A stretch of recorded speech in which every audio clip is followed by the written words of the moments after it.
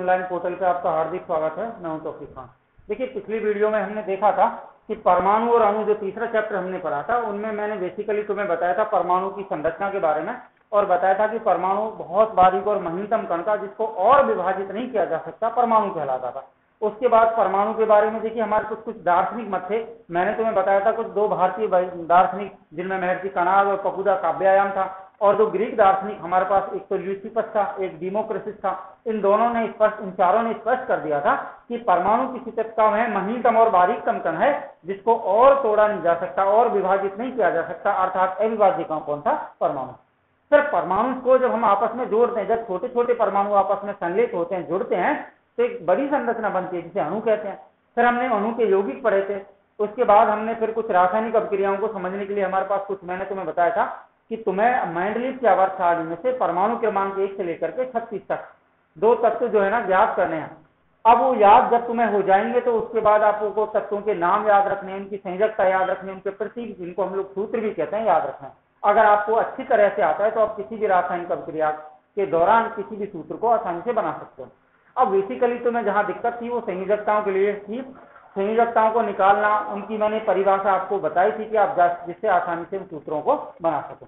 देखिए, होता क्या है, 10वीं क्लास में और 9वीं क्लास में इनको अच्छे से हम लोग पढ़ नहीं पाते हैं, और फिर दिक्कतें, बहुत सारी प्रॉब्लम क्रिएट होती हैं। अब उनको हम तुम्हें सूत्र बनाना सिखाएं या फिर तुम्हें रासायनिक अभिक्रियाओं के लिए पढ़ाएं, तो ये सारी चीजें दिक्कत होती हैं। अगर आप इनको 9th क्लास में अच्छे से पढ़ते हो तो 10th क्लास में आपको बेसिकली दिक्कत नहीं होगी। सीरियसली इनको पढ़ना है, समझना है, और अगर ही दिक्कत होती है तो आप बिल्कुल कमेंट करके मुझे पूछ सकते हो कि ये समझ नहीं आ रहा। तो ये जो हमने उसके बाद लास्ट के जो बिंदु थे हमारे पास, हमने द्रव्यमान संरक्षण का नियम पढ़ा था, आवेशित कणों का हम लोग नियम पढ़ा था, उसके बाद मोल, अवोगाड्रो संख्या हम लोगों ने पढ़ी थी। तो इन सारी चीजों से स्पष्ट था कि तीसरा पार्ट जो है क्लियर हो गया। अब चौथा नए सिरे से नया पार्ट चल रहा है। मैं फिर तुमसे कह रहा हूँ, जो लड़के लड़कियां अभी तक ऑनलाइन नहीं आते या समझते नहीं है, वो सब आपस में एक दूसरे से कॉन्टेक्ट करके सारी क्लासों को ऑनलाइन देखें, समझे, तब जाके आप। अब देखिए, नया पार्ट शुरू हो रहा है, तो होता क्या है, बेसिकली जब बीच में से, शुरू में स्टार्टिंग से कुछ निकल जाता है तो अंत तक कुछ समझ आता नहीं बीच से। मैं आज फिर कह रहा हूँ तुमसे, सारे लड़के लड़कियां ऑनलाइन आ गए, पार्ट नया रूप से शुरू हो रहा है, आप अच्छे से उनको समझें, तब आपको अच्छे से पूरा पार्ट समझ में आएगा, मेरे हिसाब से कहीं दिक्कत भी नहीं आएगी। तो देखिए, पढ़ते हैं परमाणु की संरचना। देखिए, इसकी जो एटम जिसको हम लोग कहते हैं परमाणु, उसका स्ट्रक्चर क्या है, इसकी संरचना क्या है।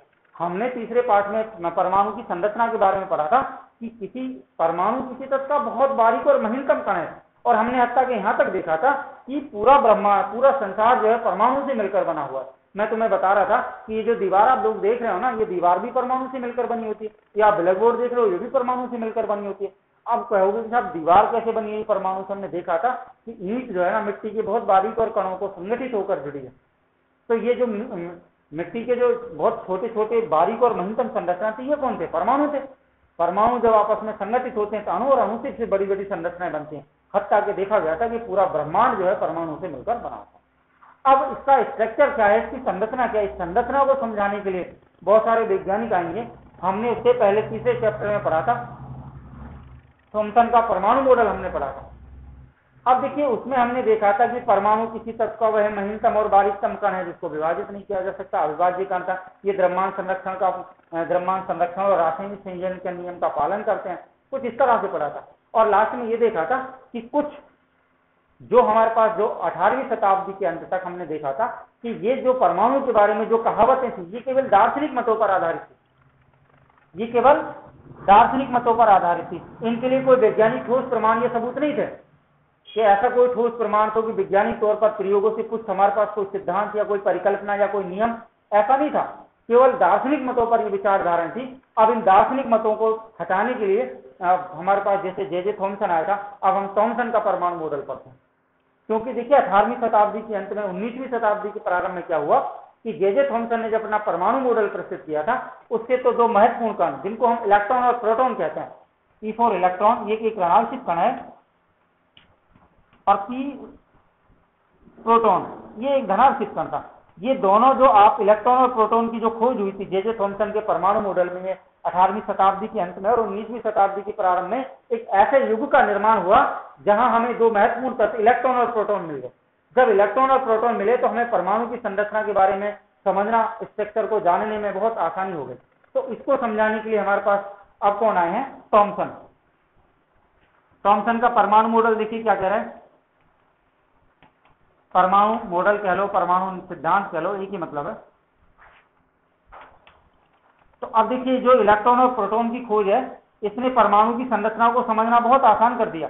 देखिए क्या हुआ, थॉमसन क्या कहते हैं, थॉमसन का परमाणु मॉडल क्या है। देखिए थॉमसन के परमाणु मॉडल के अनुसार परमाणु की संरचना कैसी है, परमाणु की संरचना एक इस तरह से, यानी परमाणु का संपूर्ण जो गोला है, परमाणु एक धनावेशित गोला है। उसने क्या कहा, थॉमसन ने परमाणु मॉडल में कहा कि परमाणु एक धनावेशित गोला होता है, इस तरह का गोला है परमाणु।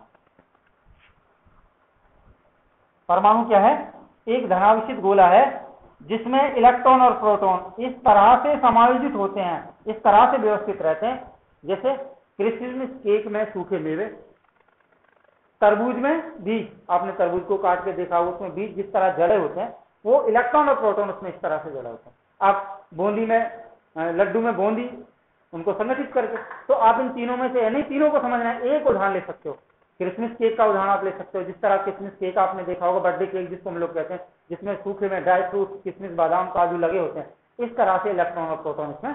देखिए ये तो क्या था, परमाणु, ये धनावेशित गोला है, लेकिन इसमें इलेक्ट्रॉन और प्रोटॉन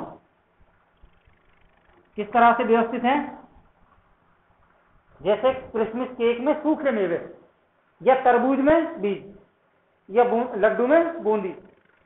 तो ये जो आप उदाहरण देख रहे हो जे थॉमसन का परमाणु, उसने इसको प्लम पुडिंग भी कहा। उसने क्या कहा, इसको प्लम पुडिंग भी कहा। इस कारण से थॉमसन के परमाणु मॉडल को प्लम पुडिंग मॉडल भी कहते हैं। प्लम का मतलब क्या है, पुडिंग का मतलब क्या है, आप जानते हो। तो ये जो आप चार चीजें आपने पढ़ी हैं, जे थॉमसन के परमाणु मॉडल के अनुसार परमाणु एक धनावेशित गोला है। देखिए इसने उसकी त्रिज्या दी थी 10⁻⁻15 मीटर कोटि का ये गोला होता है। उसकी त्रिज्या कितनी है, 10⁻⁻15 मीटर कोटि का है।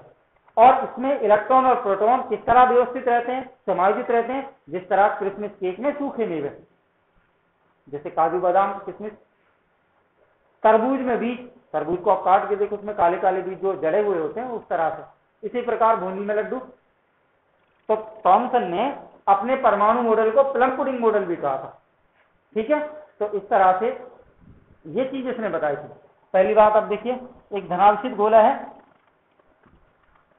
इसमें इलेक्ट्रॉन और प्रोटॉन किस तरह जुड़े होते हैं, जैसे क्रिसमस केक में सूखे मेवे, तरबूज में बीज, बूंदी, लड्डू में बूंदी, और इसको प्लम पुडिंग, ये शब्द है, उसने इसको प्लम पुडिंग कहा।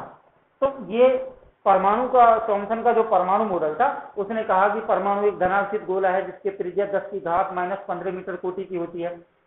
ठीक है, इसमें इलेक्ट्रॉन और प्रोटॉन इस प्रकार व्यवस्थित रहते हैं जैसे क्रिसमस केक में सूखे मेवे या तरबूज में बीज। इस थॉमसन ने अपने परमाणु मॉडल को प्लम पुडिंग भी कहा था। अब देखिए इन सारी चीजों से स्पष्ट हो गया कि परमाणु की संरचना इस तरह की होती है जो आप चित्र में देख रहे हो। देखिए इसकी जो उसने त्रिज्या बताई थी वो 10⁻⁻15 मीटर कोटि की है।